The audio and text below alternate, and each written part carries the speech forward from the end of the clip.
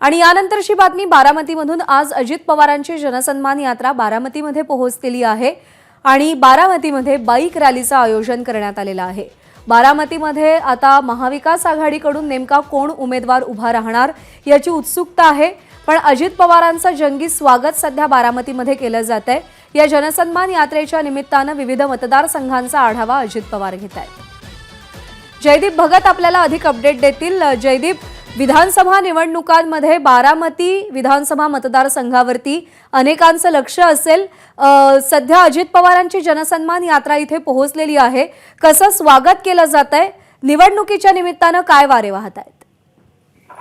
प्रज्ञा, आपल्या सगळ्यांना माहिती आहे की बारामती लोकसभामध्ये काय निकाल लागला बारामती लोकसभा मतदारसंघाचा लोकसभेच्या वेळी। आता जो आहे तो विधानसभामध्ये एक प्रकारे बारामतीमध्ये अजित पवार शक्ती प्रदर्शन करतायत। बारामतीतल्या पेन्सिल चौकातून या जनसन्मान रॅलीला सुरुवात झालेली आहे। जागोजागी फलक लावलेले आहेत। भावी मुख्यमंत्री भावी मुख्यमंत्री म्हणून अशाचे फलक देखील बारामतीमध्ये अजित पवारांचे लावलेले। चौकामध्ये मोठे फ्लेक्स लावलेले आहेत। चौकामध्ये कार्यकर्त्यांकडून मोठ्या उत्साहात स्वागत केलं जाते आणि बारामती शहरातून जे आहे तिथे रॅली जाईल आणि चौकात मोठ्या प्रमाणात बारामतीकर स्वागत करतात। त्यानंतर जनसन्मान रॅली ही मिशन हायस्कूलच्या ग्राउंडवर त्या ठिकाणी मोठी सभा पार पडेल। एक प्रकारे अजित पवार बारामतीमध्ये शक्ती प्रदर्शन करू पाहत आहेत। जय पवार देखील सहभागी झालेले आहेत। आता गेल्या काही दिवसापूर्वी अजित पवारांनी एक वक्तव्य केलं होतं की जर कार्यकर्त्यांची इच्छा असेल तर जय पवारांना उमेदवारी देण्यासंदर्भात पार्लमेंटरी बोर्डामध्ये विचार करू। त्या पद्धतीने जय पवार देखील या ठिकाणी बाईक रॅली काढली जाते।